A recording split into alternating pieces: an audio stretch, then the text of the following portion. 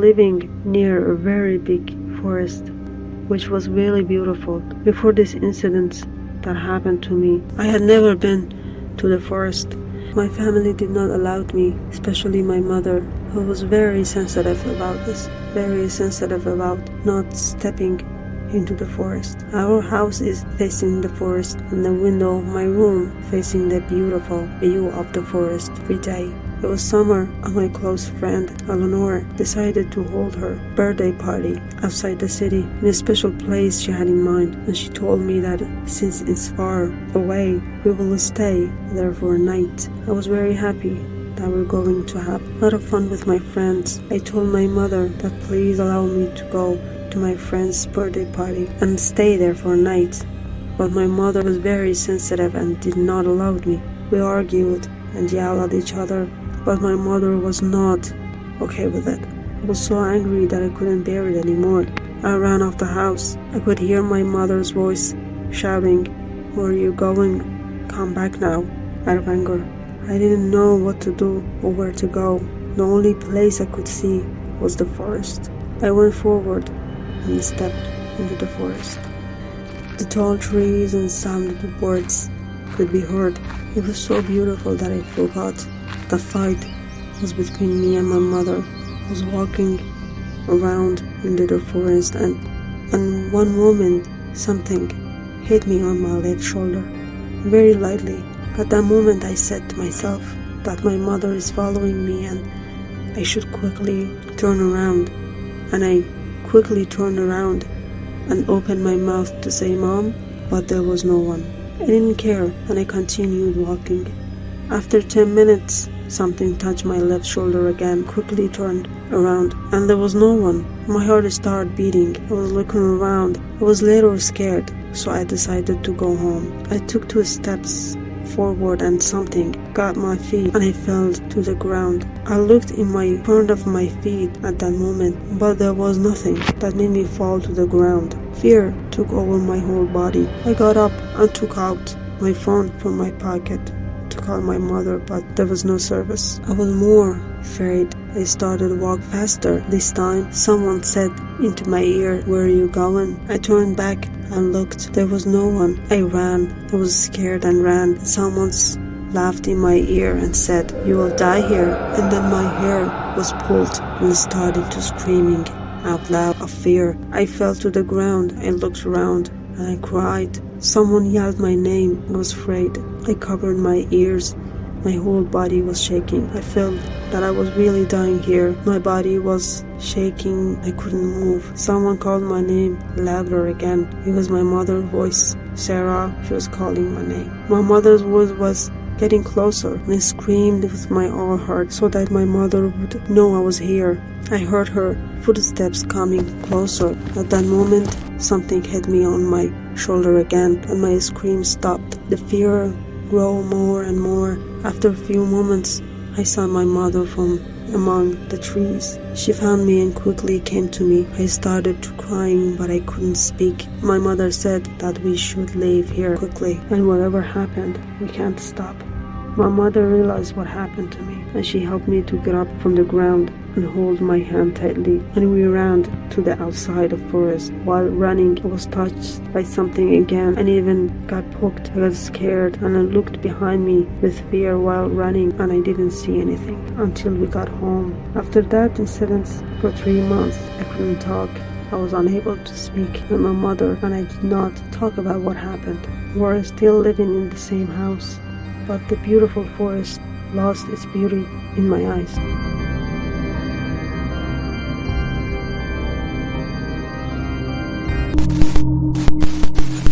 In chemistry class, there was a boy that I liked. It seems that he liked me too. When I looked at him, his eyes sparkled. One day, I was working out in the gym near my home when I felt someone staring at me. I looked around. I saw the same boy who was in my class. He was looking at me from distance. When I saw him, he gave me a small smile and winked at me. I was surprised and happy. At the same time, I said hello from far and smiled. I was happy, but I didn't want to show that I was happy. I just kept it inside. I couldn't believe It's the same boy. He signed it to me to come to you from distance, and this movement was very attractive. I scolded myself. I tapped on my watch and indicated that I have a little time, and he gave me the same smile again and came forward to me. He said with a smile, "Hello, do you remember me?" I laughed and said, "Yes, I remember." He said, "My name is David. Do you always work out here?" He said that I came here from time to time, but not in this hour. I said, "Oh, so that's how it is." He told me that I like you. I always look at you in class and you make me feel good. If you don't mind, let's go out together. My heart was beating hard, but I hid my excitement, so I said, okay. He said, "I will pick you up tomorrow at 6 o'clock. It's a date. I know a very beautiful place that I'm sure you will like to." I said, "It's great." And he said, "See you tomorrow," and left the gym. He looked at me when he was leaving at the door and winked again and left. I was excited and very happy. Have a day with him tomorrow. Tomorrow was off day, and I tried to study to be out until the end of the night, but I was so excited that I didn't study properly. It was almost 8 p.m., but there was no news from David. I was very upset that he must have forgotten about me, or he's a jerk, but he didn't seem like it. He seemed like a nice person. David was calling. I didn't answer right away, but I had to pick it up. I said with sadness and a low voice, "Hello?"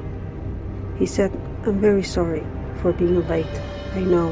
I'm waiting for you at your house. Come downstairs." I said to myself, I will go downstairs and tell him that what he did was really ugly. It was late and he didn't call. I went downstairs. He said, "I'm very sorry. Our house is very far and my car had a problem, and I tried to call you, but there was no service on the road at all." I calmed down. I was very happy that he's not a bad person. "So, should we go? It's a bit of late. If you don't have any problems, let's go." I said, "I don't have a problem. We're gonna stay until late." After an hour of driving, we reached the forest. It was almost 10 p.m. I looked at David and said, "Here, in this time of night?" He said, "I thought you didn't have any problems if it's late night." He said, "Don't worry. We will turn on the car lights. Nothing will happen. My friends will always come here and tell me about it. Look at the sky.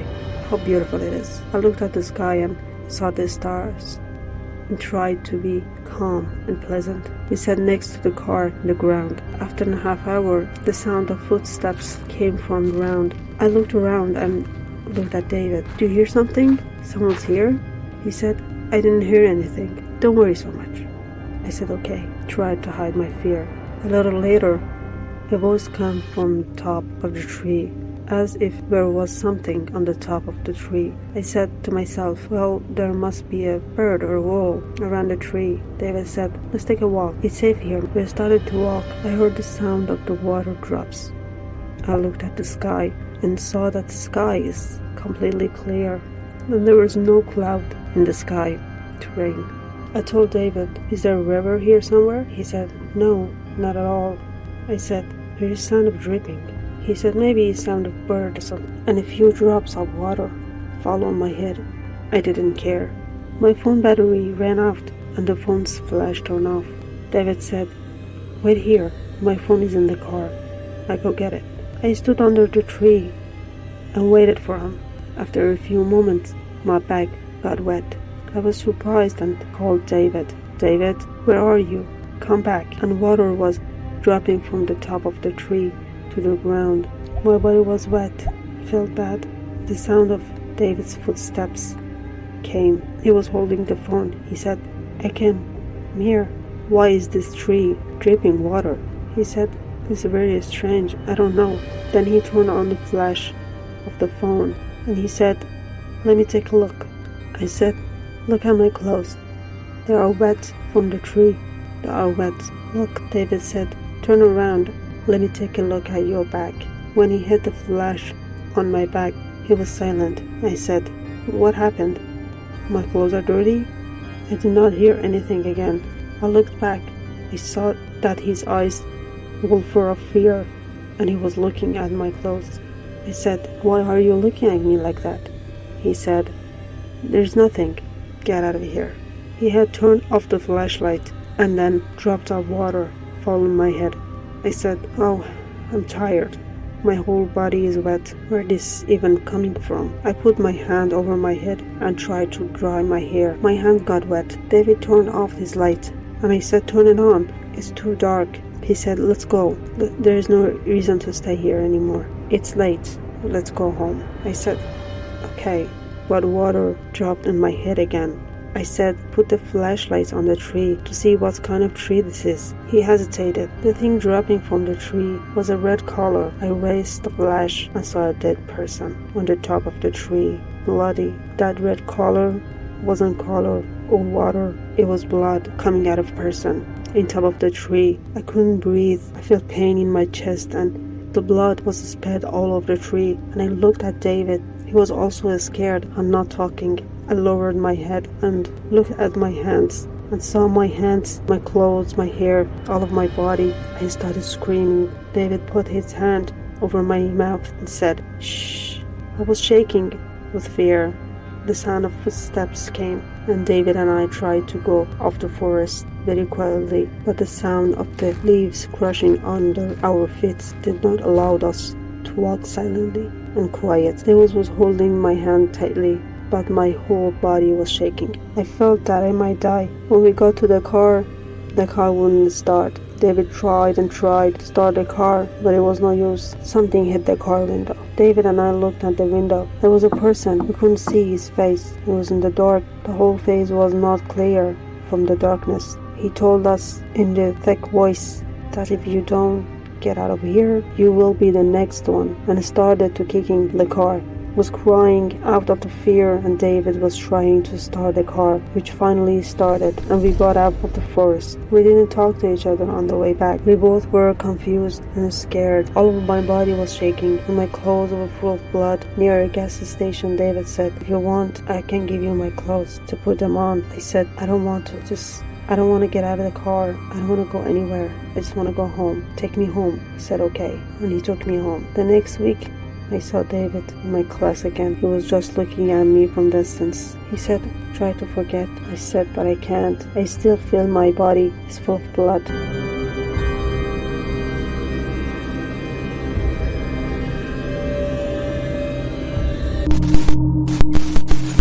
I'm a very shy person, and I don't talk to anyone much. I prefer to be alone, but my family is worried about me. They always says that you're depressed and everything. They all tell me to go out more and find friends, but personally I'm okay. I wish my family would understand me. Of course, they worried about me. One night, I was having dinner with my mother and my father when my father again discussed my loneliness and not having friends. He told me that you are all at home. At this age, you should go out and have some activities. I told him, "I'm going to school. I have so many classmates," but he wouldn't stop worrying. And I just told him, "Okay, father, tomorrow night I will try to go out with my classmates, but they don't know me very well, but I'll try my best." My father was very happy, said, "I know you would listen to me. And before you leave, come take my car keys." I was excited. My father giving me his car to me to go out. I liked it. Tomorrow morning, I saw a few of my classmates talking to each other. I heard them saying they want to go somewhere. I went close to them and said, "Do you guys have any plans for the weekend?" One of the classmates was named Kevin, and some other classmates. He said, "We were invited to a party uptown. It's very big and everyone is not invited. Do you know that girl Jenna?" I said, "Yes." And she said that they have this huge party time to time in her luxury house. That day she invited me and said, "Bring anyone you want." Then I remembered my father saying that you should go out. It's good for you. I told Kevin that can I come too? He said, "You're a quiet boy. You won't say anything, right? Come." Then I said, "I have a car if you want to go together." Kevin's eyes sparkled. He came closer and he said, "What's your name?" I said, "Ben." "I like you, Ben." That night I went with my father's car. I went with my father's car and picked up Kevin and 4 other classmates. We went to the uptown area, very large and luxury house. There was all kind of drinks and everything else, if you know what I mean. Kevin's eyes were sparkling and he was really happy. He looked at me and said that we are gonna have so much fun here. After a few moments, the sound of music was very loud and I was bored and went upstairs to see what was going on there. I saw some of my classmates there and Kevin. I said, Kevin, I'm bored. I'm going to go home. He said, no, don't go. Come here, sit with us. They were 3 of our classmates and they brought drinks. And Kevin said, drink. I said, what is it? He said, don't worry about it. Just drink it. It's good for you. And everyone laughed. So I drank it. I don't know what it was. I don't even remember the taste, but after drinking it, my eyes became blurry. I could see Kevin's face looking at me. I could hear his vague voice. I didn't understand it. I didn't understand what he was saying, and then everything went dark. I don't know how many moments or even hours later, only God knows, I felt in my throat that I was eating garden soil and it got stuck to my throat. I said to myself, why am I eating dirt? And I came to my senses and saw that everywhere was full of mud and dirt and my body was compressed. Where am I? Why is this dirt everywhere? I can't breathe. I wanted to scream, but my mouth was full of mud. I tried to move my arms and legs. It was very hard, but I had understood that I was under the ground. I struggled with difficulty. I reached the opening of the light. I became helpful and struggled more until I could put my head out. I threw out the dirt of my mouth and breathed, and I breathed as if I had never breathed before. I looked above my head and I saw that I'm in the woods. There was forest with all trees, and I realized that I was buried. That idiots, Kevin and my classmates. I don't know how long I was under there, but my whole body and my clothes were full of dirt. And there was no point in cleaning myself, and there was, how do I go home? I tried to calm down, maybe I can't think straight, and I started to walk. My leg hurt a lot, they were crushed under the pile of dirt. I found a piece of the tall wood and I started walk to reach the city. Little by little, I found a way to go out to the woods and reach the road. The car was passing. When I reached my hand, no one would stop for me. Everyone looked at me strangely. I couldn't blame them until a truck stopped for me. And an old man told me that, do you have returned from the grave? I said, exactly. Please take me with you so I can go home. He said, come up. I saw worse than you. Thank God. He took me and I told him the story. On the way, I arrived home with all the dirts and muds. My father and my mother were scared and said, Ben, that you? And I shouted and said, yes. I was buried in the woods. I was buried in the woods. I was dead.